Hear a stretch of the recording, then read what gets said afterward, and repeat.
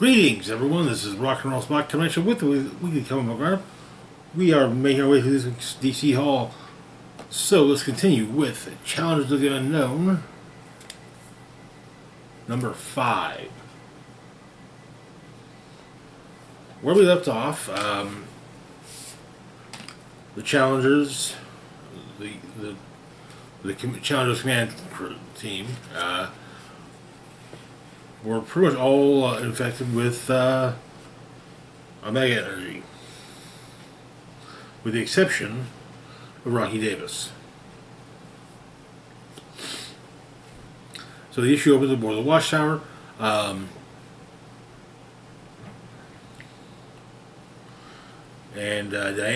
Wonder Woman wants to get to the heart of the matter, as does everyone else. And so they are all, the infected members of the command crew are all holding Wonder Woman's lasso of truth. While Batman and Superman and Mr. Terrific observe, but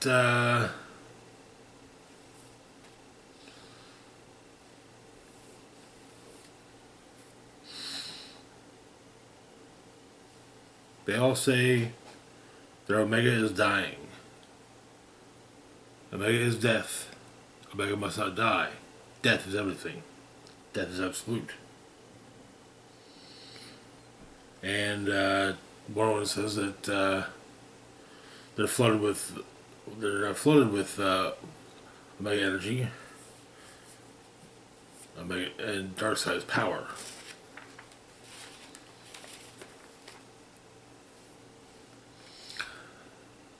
Then all of the Challengers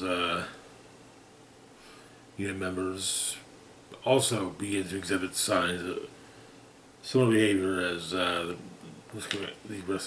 most of the Challengers command crew.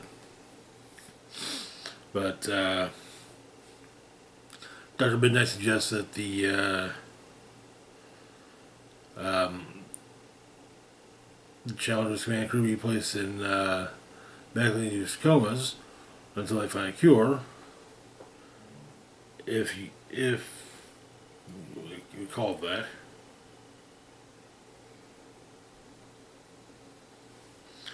that. Rocky's not entirely keen on the idea of putting everyone into a coma because they've all as his friends are infected with death, and Mr. wants to drop them all on the Grimmer's doorstep.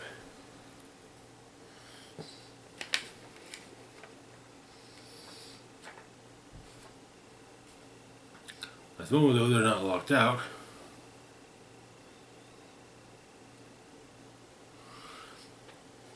Though Mr. Terrific asks Batman and the Atom if they know if they figure out why Rocky is infected with Omega, but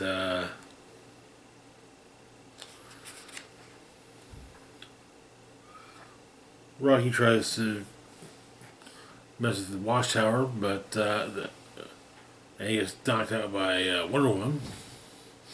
But that is to at least start the process of messing with the Watchtower. However, then the robot Ultimac shows up and attacks the Watchtower.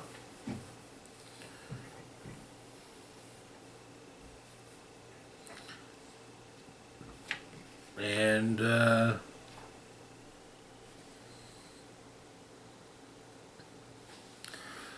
Rocky asks Ultimac why he has no Omega within. Ultimac doesn't know, but he can still help him breach the threshold with his death. And Ultimac simply kills Rocky.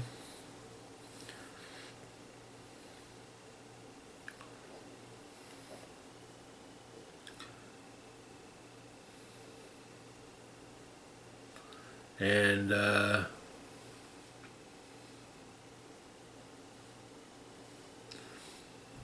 in basically near-death experience shared between Ultimec and Rocky. Rocky explains that the challengers have each touched death. They know death intimately. Rocky says that he's right. Each one has seen it up close, too close for comfort. But each time, every single one of them, life won. Even for Ultimec. He says, friends die, people die. But Ultimec survived. They survived.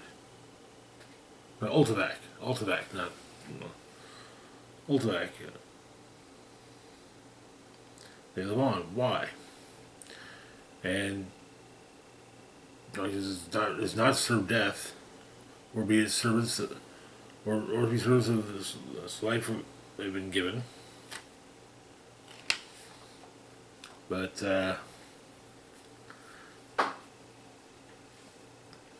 Ultimec and Rocky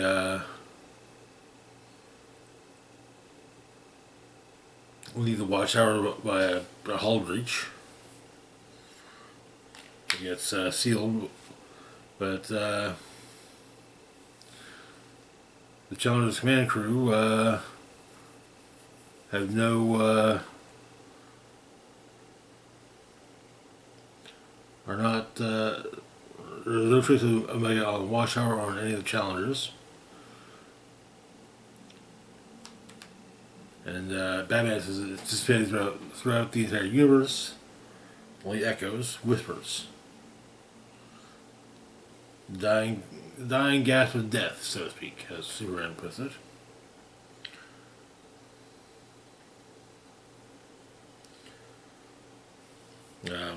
Apologies were made about Rocky. However, the series ends in the past. Rocky and Ultimec are Rocky's alive, and Ultimec are in the distant past at Challenger's Mountain, the town of Hadley below.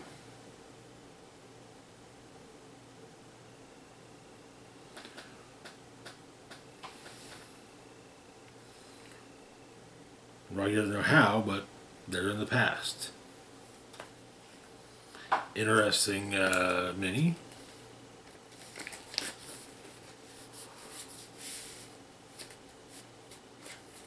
There have been a lot of interesting tangential all in story, in my opinion.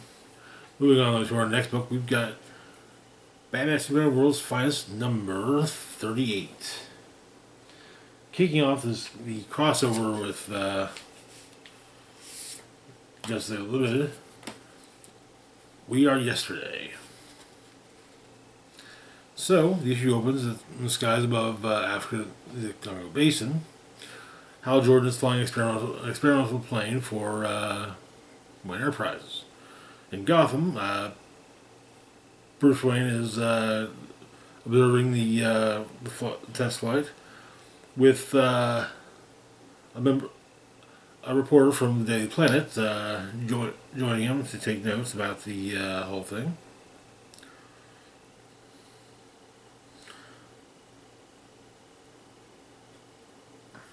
And it seems the plane is supposedly able to circumnavigate the globe in 8 hours. Bruce obviously pats on the back for that.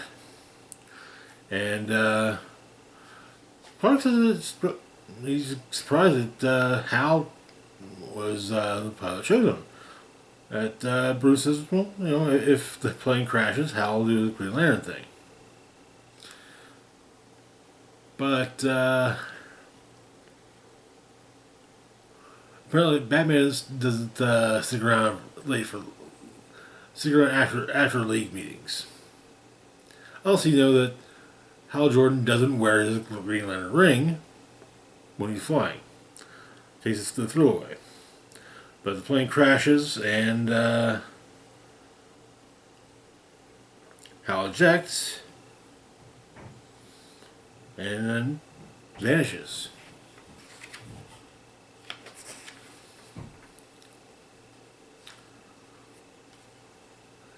and for a few minutes until he's taken prisoner by Gorilla Grodd. The jet was over Gorilla City, and well, yeah.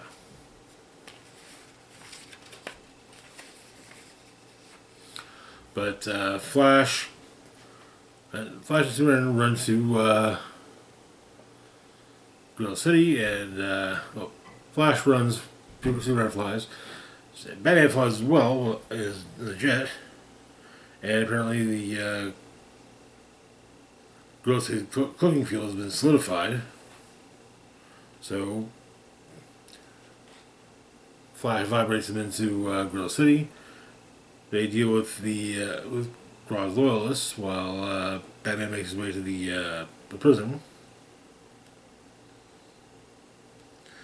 Apparently, though, Grodd had a plan for Superman. Titano. But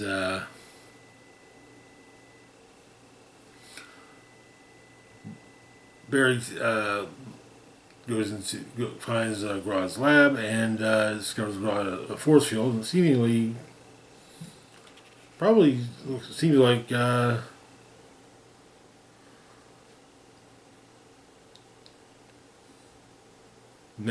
transferring his consciousness to someone else.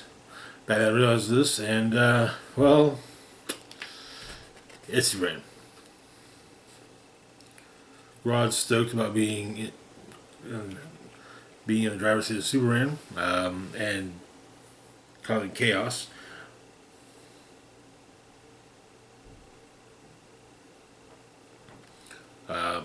Solovar manages to wake Titano and pours on the kryptonite on Superman.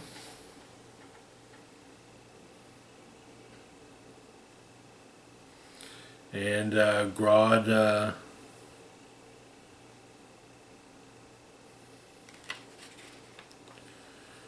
Flash manages to basically gets Grodd to where Superman is, and Grodd returns to his body.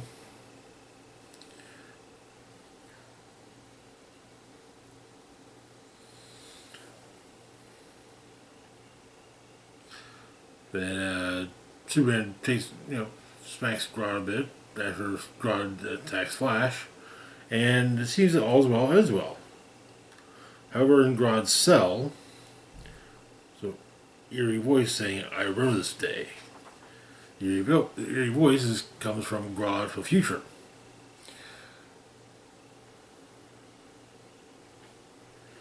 He tells past Grodd not to resist. He's come to make the greatest wish come true.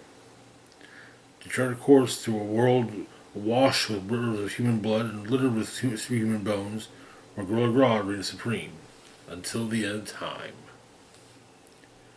And that is where the issue ends. To be continued in this month's issue of Justice League Unlimited. Interesting starts to the crossover. This is the first crossover of the All-In era.